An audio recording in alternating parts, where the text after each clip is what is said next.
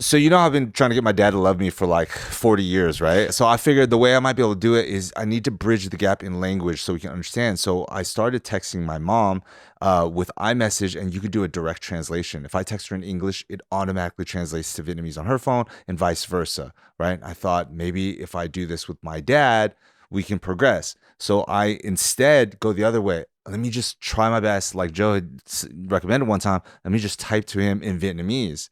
And I give him this whole thing, and I explain to himself. I ask him questions and see what his response is. And then classic, he just thumbs it up. I think maybe this is how I can talk to my dad. Maybe he will love me more if he just understands a little bit more who I am. So you guys don't really talk with your dad that much? Is that a thing? I don't think Asian dads talk. Yeah. Yeah, Asian dads. Well, I'm don't just talk. saying, some people are anomalies. Your dad speaks English, like as like I am fluent and comfortable in English. But we all got weird relationships with our dad, is my point. That's what I mean. Does he text in complete sentence? He sends you YouTube shorts. That's beyond me. If my dad sent me a short, I would fucking lose my mind and like think he's dying. So I'm just trying to get a baseline of what your relationship is with your dad right now. Like think about like if your dad was like built on only like binary. Like you get yes, you get no's on everything. Like you're constantly playing 21 questions for your whole life. Got it. And then also you never know when you're allowed to play. Doesn't give you more than yes or no. Most of the, even in person, he doesn't do this. Yeah, it's like I love you. No, it's like okay.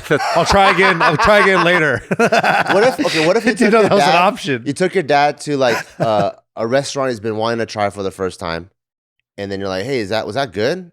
Then so that's the only other thing that triggers his third response if it's not yes or no. Okay. Wow. Yeah. That's the in between that covers all manners of sins. So whoa, there's no explanation ever answers any of your question. None of that. He's a magic 8-ball, pretty much. Dude, but even a magic 8-ball, you like have a better understanding of something. Like you understand its mechanics. Do your guys' dads mostly respond in cigarette smoke and grunts? Grunts, yes. My dad don't smoke. Never did? Nah, not really. He stole a cigarette one time, got caught with it, and then got whooped by grandpa. And then he's like, I'm not doing it again. My dad used to be a smoker. And then he was like, I smoked 2 packs and collapsed at the train station. And I said, I'm too young and I need to save my voice for opera. So he stopped. Why are you laughing? That's an amazing story. I don't know. I think he felt like a bitch telling me because everybody smoked. It was like a thing to do. It's like drinking coffee, like all men smoked. Especially the Japanese. Shit. Everybody smoked. So I think he was telling me a story when he had to stop. And I was like, man, you fainted from cigarettes? You a bitch. 2 packs a day? He said he smoked. He had something happen. I forgot what it was. Nervous breakdown. Yeah, he was like, I smoked so many cigarettes. And he goes, and I started feeling like lightheaded, and I just yeah, he said he collapsed at the train station, and he went to the hospital, and he goes, after that, never smoke again. Yeah, maybe he had a panic attack from all the nicotine or For something. sure.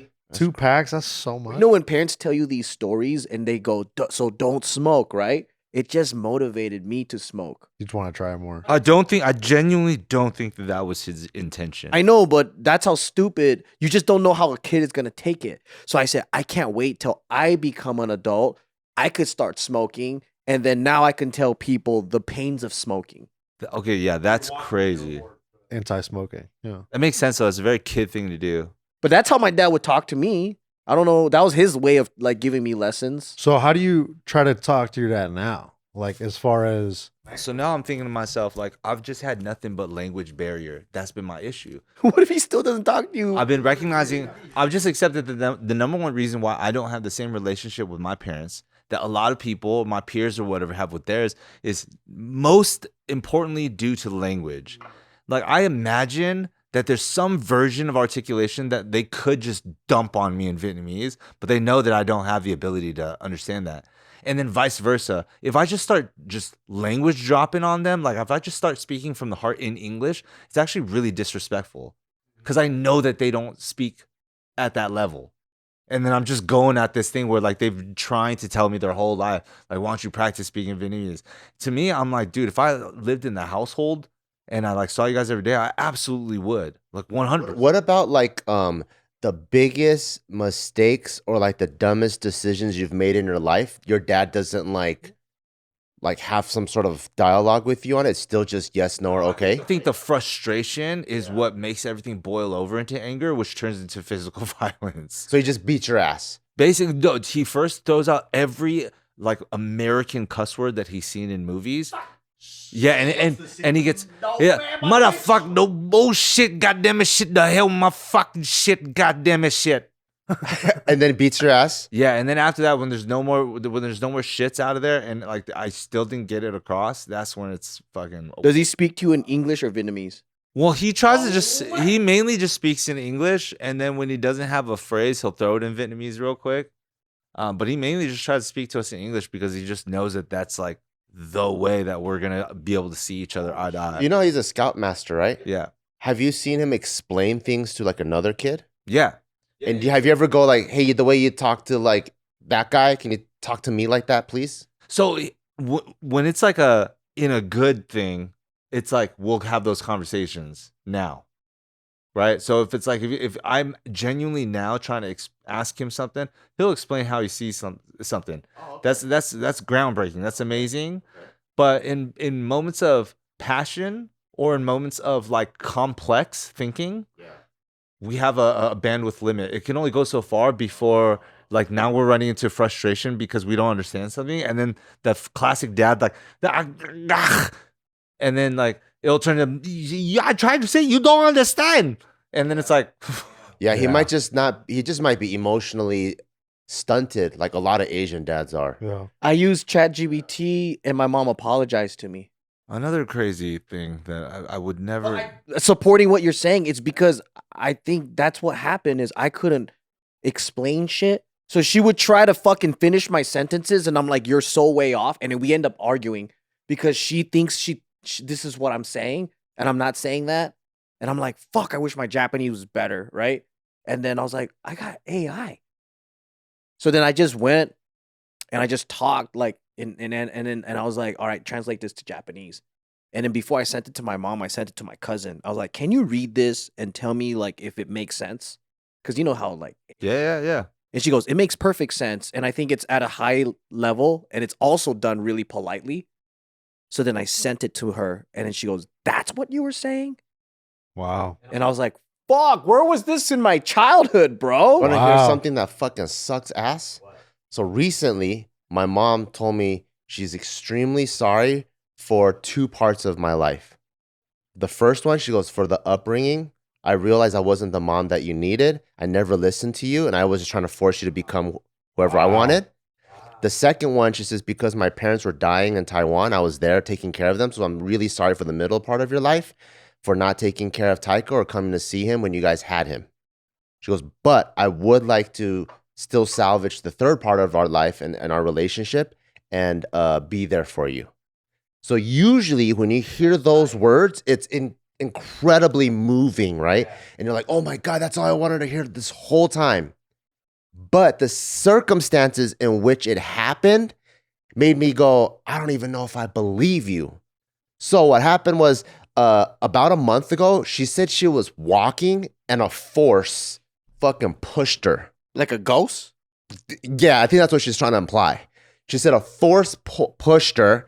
She fell over, and then another force came and grabbed her leg and fucking twisted it. So I was like, So she rolled her ankle and fell. that exactly. I was like, okay, so one, you weren't paying attention, you fell over, So she fell and then rolled. and then it rolled her ankle and twisted it. Right? I was like, okay, that's what happened. She goes, no, it was She's a like, I'll force. just reverse the It order. was a probably. compelling force. It was, I was like, what time did it happen? She's like, in the afternoon. I was like, so you could see what happened? Like, no, it was, you know, my mom's mystical and shit, right? When moms are mystical. So she was like, and I was like, what? I'm like, and then she was like, she can't move or do any of that stuff. I'm like, what the fuck? So I went to go visit her and she can't. She's like literally like shimmying across the whatever her whole legs, like, it looks like she pulled a hamstring and like her whole shit's like all purple and her shit. symptoms sound like sciatica. And every time she talks about how helpless she is, she just starts crying. She's like, I don't even know if I want to live. I can't even move. So dramatic. Super dramatic, right?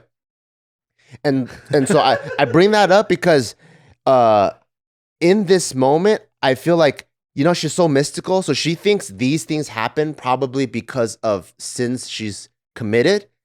So her lip service to me could just be if I repent, then this will go away. Versus I really mean what I just told you. Yeah. So when she told me, I was like, fuck, those are literally the words I wanted to hear my whole life, but I'm not feeling what I thought I would feel. Oof. Because she's in her like, and it almost seems like after she says it, like, I'm so sorry and I want to salvage Yeah.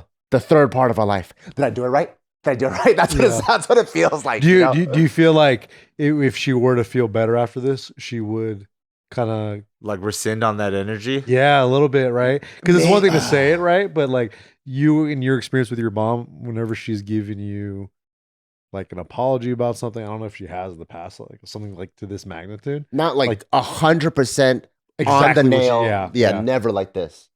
Because I wonder what her behaviors are going to be afterwards, after this. Like, do you feel like Well, I mean, she has to first admit things. So I think that's a step. Yeah, she has to admit it, and then, I mean, it's progress. So I am gonna cherish it, and I am gonna like take it for.